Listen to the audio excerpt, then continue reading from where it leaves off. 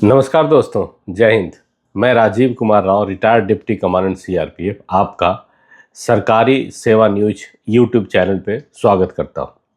दोस्तों, आज का वीडियो हमारे सीएपीएफ यानी CRPF, BSF, CISF, ITBP, SSB, Assam rifle और आईबी के साथियों और उनके बच्चों के भविष्य के लिए बेहद महत्वपूर्ण होने वाला है। अगर आपका बच्चा डॉक्टर बनने के लिए एमबीबीएस या बीडीएस करना चाहता है और नीट परीक्षा की तैयारी कर रहा है, तो आपके लिए सरकार की एक विशेष सुविधा है सेंट्रल पूल कोटा।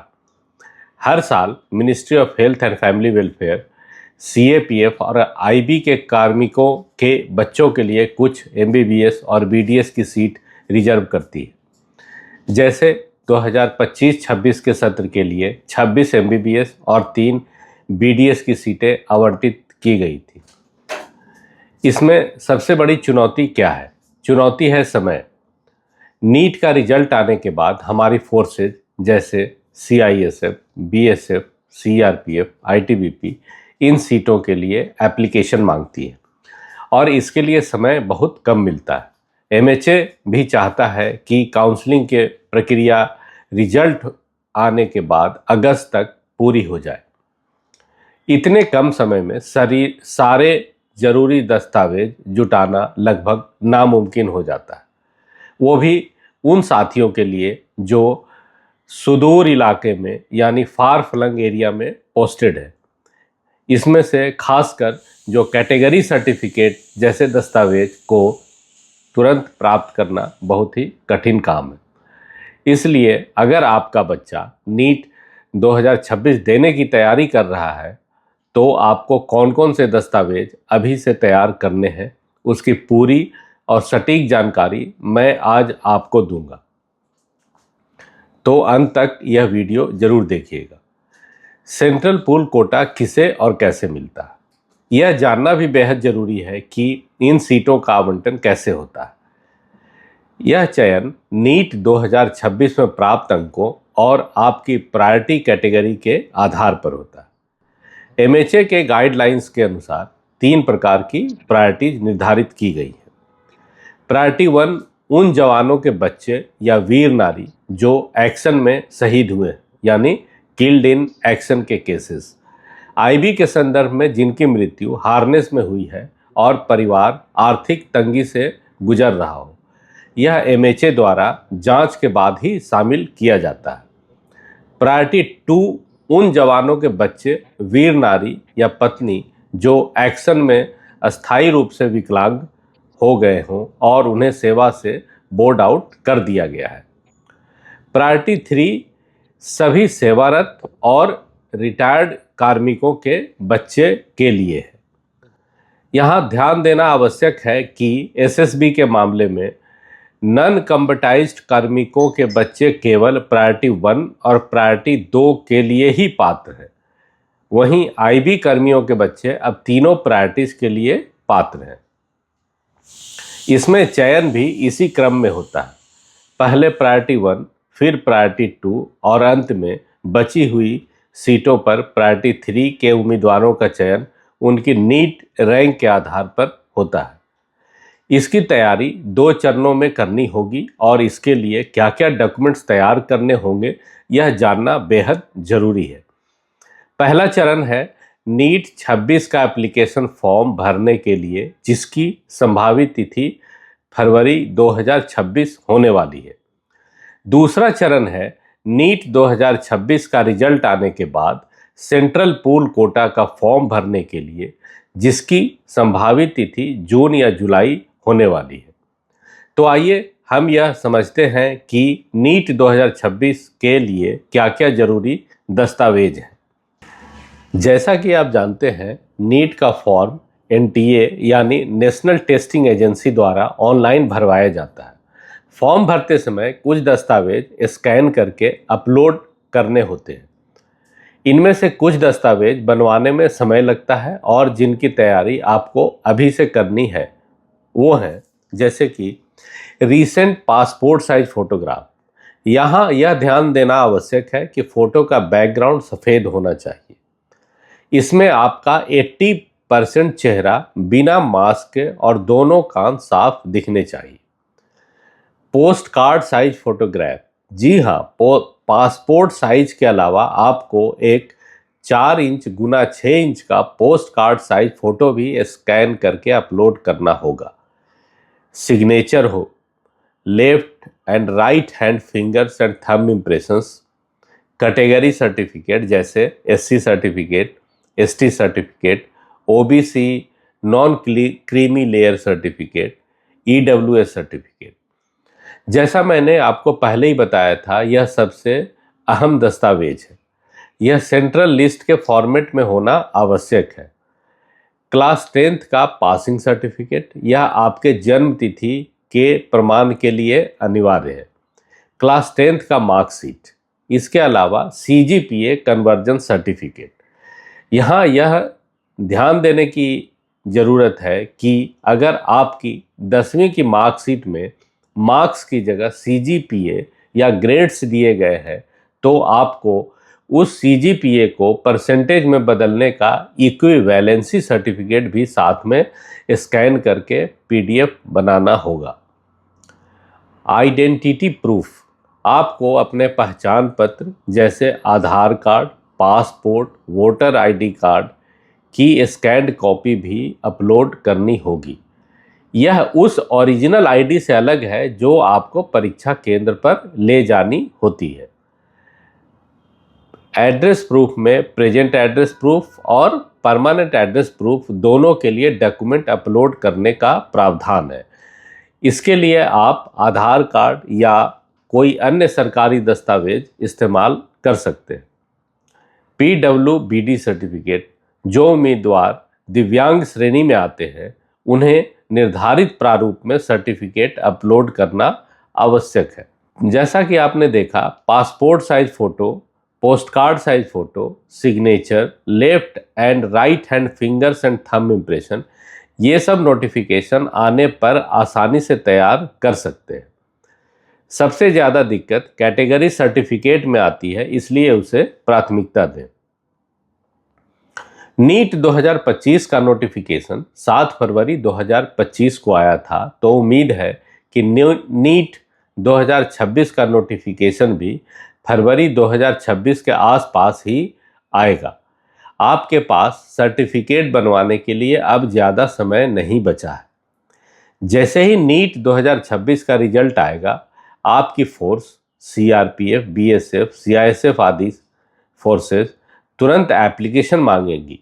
जैसा मैंने बताया, लगभग 15 दिन या उससे भी कम समय मिल सकता है। एमएचए के दिशा निर्देशों के अनुसार आपको निम्नलिखित दस्तावेज अधिकतर की सेल्फ अटेस्टेड कॉपी तैयार रखनी होगी। नीट 2026 का रिजल्ट और स्कोर कार्ड की copy, 10th marksheet and passing certificate की कॉपी, 12th मार्कशीट और पासिंग सर्टिफिकेट की कॉपी, कैटेगरी सर्टिफिकेट की कॉपी जो नीट फॉर्म के लिए इस्तेमाल किया गया है। एप्लीकेशन फॉर्म, इसे सही ढंग से भरना होगा।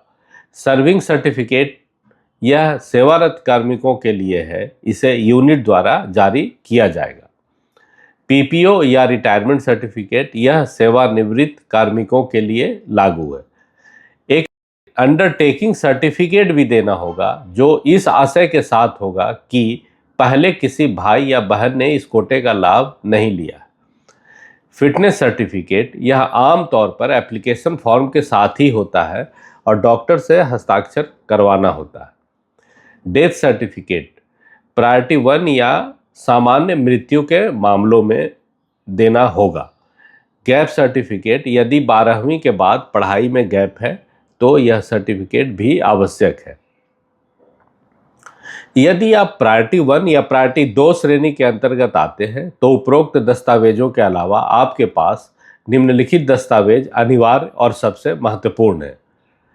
प्रायोरिटी 1 उन लोगों के लिए है जो किल्ड इन एक्शन के मामले हैं। इनके मामले में एक कैजुअल्टी सर्टिफिकेट जो यह प्रमाणित करे कि शहादत एक्शन में हुई है। Priority 2 permanently disabled in action के केस के लिए है। यह डिसेबिलिटी सर्टिफिकेट और बोर्डेड आउट फ्रॉम सर्विस का ऑर्डर जिसमें स्पष्ट रूप से लिखा हो कि विकलांगता एक्शन में हुई है और इसी कारण से सेवा से बोर्ड आउट किया गया है। ये दस्तावेज प्राप्त करना जटिल हो सकता है। अगर ये आपके पास तैयार नहीं है तो इन्हें प्राप्त करने की प्रक्रिया आज ही शुरू कर दें। इस मामले में आप अपनी यूनिट या वेलफेयर डायरेक्टरेट से संपर्क कर सकते हैं। तो दोस्तों, नीट रिजल्ट आते ही सभी फोर्सेज अपने अपने कर्मियों से निर्धारित प्रारूप में आवेदन मांगेगी। फोर्सेज अपनी अपनी मेरिट लिस्ट जो कि नीट रैंक और प्रायोरिटी के आधार पर होगी, इसे तैयार कर एक कमेटी को सौंप देगी। यह कमेटी सभी आवेदनों की जांच करेगा और एक कंबाइंड मेरिट लिस्ट बनाएगा। इसी बोर्ड द्वारा काउंसलिंग आयोजित की जाएगी। काउंसलिंग के लिए पर्याप्त उम्मीदवारों को बुलाया जाता है क्योंकि दूसरे राउंड का समय नहीं होता है। काउंसलिंग के समय ओरिजिनल सर्टिफिकेट्स की जांच होगी। यदि उम्मीदवार ने कहीं और एडमिशन ले लिया है तो उस कॉलेज से उसे एनओसी यानी नो ऑब्जेक्शन सर्टिफिकेट लाना अनिवार्य होगा। चयनित उम्मीदवारों से सीट स्वीकार करने या न करने का अंडरटेकिंग भी लिया जाएगा। काउंसलिंग की कार्यवाही समाप्त होने के बाद इसे एमएचए के अनुमोदन के लिए भेजा जाएगा। एमएचए के अनुमोदन के बाद संबंधित मेडिकल और डेंटल कॉलेजों को सेलेक्टेड कैंडिडेट्स के लिए एक पत्र जारी किए जाएंगे। दोस्तों, यह जानना भी जरूरी है कि इस कोटे के तहत आमतौर पे कौन कौन से मेडिकल और डेंटल कॉलेजों में कितनी सीटें आरक्षित हैं। अब मैं आपको स्क्रीन पर पिछले सत्र यानी 2024-25 के लिए आवंटित एमबीबीएस और बीडीएस सीटों की सूची दिखा रहा हूँ। यह सूची ministry of health and family welfare द्वारा एमएचए को दी गई आधिकारिक जानकारी पर आधारित है। पिछले साल यानी 2024-25 सत्र के लिए सीएपीएफ कार्मिकों के बच्चों के लिए कुल 26 एमबीबीएस की सीटें और 3 बीडीएस की सीटें आवंटित की गई थी। कृपया ध्यान दें कि स्क्रीन पर जो लिस्ट आप देख रहे हैं वह सिर्फ पिछले साल 2024-25 का एक उदाहरण मात्र है। नीट 2026 के लिए कॉलेजों की सूची और सीटों की संख्या में बदलाव हो सकता है, इसलिए इसे अंतिम न समझें।